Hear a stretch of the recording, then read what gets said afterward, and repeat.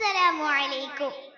ബിസ്മില്ലാഹിർ റഹ്മാനിർ റഹീം. മാനവകുലത്തിന് ദിശാബോധം നൽകുവാനും ഗുണപാഠങ്ങൾ ഉൾക്കൊള്ളുവാനും മുൻഗാമികളുടെ ജീവചരിത്രത്തിലെ സുപ്രധാന ഏടുകൾ ഖുർആൻ എടുത്തുദ്ധരിക്കുന്നുണ്ട്. അതിൽപ്പെട്ട ഹൃദയഹാരിയായ ഒരു ചരിത്രം നമുക്ക് കേൾക്കാം. സംഭവം നടക്കുന്നത് അന്ന് മൂസാ നബി അലൈഹിസ്സലാമിന്റെ കാലഘട്ടത്തിൽ. അന്നവിടെ ഒരു ദുരൂഹ സാഹചര്യത്തിൽ ഒരു മരണം നടന്നു.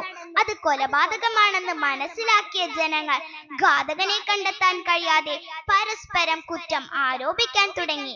വിഷയം രൂക്ഷമായപ്പോൾ അവർ മൂസാ നബിയുടെ അടുക്കൽ വന്ന് പറഞ്ഞു, നിങ്ങൾ ഒരു നബിയല്ലേ, ഞങ്ങളുടെ ഈ വിഷയത്തിൽ ഒരു പരിഹാരം നിർദ്ദേശിക്കണം.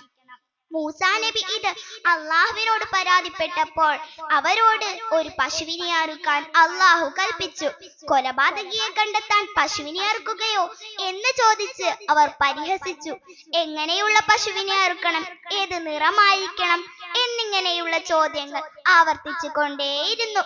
അള്ളാഹുവിന്റെ മറുപടി വന്നു.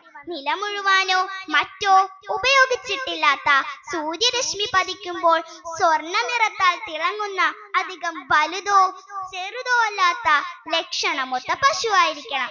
അവർ പശുവിനെ അന്വേഷിച്ചിറങ്ങി. അവസാനം അങ്ങനെ ഒരു പശുവിനെ അവർ കണ്ടെത്തി. സ്വാലിഹായ ഒരു മനുഷ്യന്റെ യതീമായ ഒരു മകനായിരുന്നു പശുവിന്റെ ഉടമ.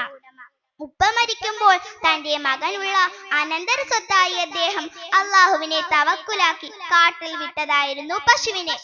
കുട്ടിക്ക് പ്രായപൂർത്തിയായപ്പോൾ ഉമ്മയുടെ കൽപ്പന പ്രകാരം കാട്ടിൽ നിന്നും പശുവിനെ തിരിച്ചു കൊണ്ടുവന്നു. ഉമ്മയോട് സമ്മതം വാങ്ങി പശുവിനെ വിൽക്കാൻ ചന്തയിൽ പോയി. ഉമ്മ പറഞ്ഞു, വില ഉറപ്പിച്ചാൽ എന്നോട് ചോദിക്കാതെ വിൽക്കരുത്. വഴിമധ്യേ ഒരാൾ പശുവിന് വില പറഞ്ഞു. അപ്പോൾ യുവാവ് പറഞ്ഞു, ഞാൻ ഉമ്മയോട് സമ്മതം ചോദിച്ചു വരാം. ഉമ്മയുടെ അടുക്കൽ ചെന്ന് സമ്മതം വാങ്ങി തിരിച്ചു വന്നപ്പോൾ അതേ ആൾ അല്പം വില കയറ്റി പറഞ്ഞു. അപ്പോൾ ആ മകൻ പറഞ്ഞു, ഞാൻ ഉമ്മയോട് സമ്മതം ചോദിച്ചിട്ടേ വിൽക്കൂ. വീണ്ടും അവൻ തിരിച്ചുപോയി. ഉമ്മ പറഞ്ഞു, മോനെ, അത് നിന്നെ പരീക്ഷിക്കാൻ വന്ന ആളാണ്. അപ്പോൾ അദ്ദേഹത്തോട് ഇതിനെ എന്ത് വിലക്ക് വിൽക്കണം എന്ന് അന്വേഷിക്കണം.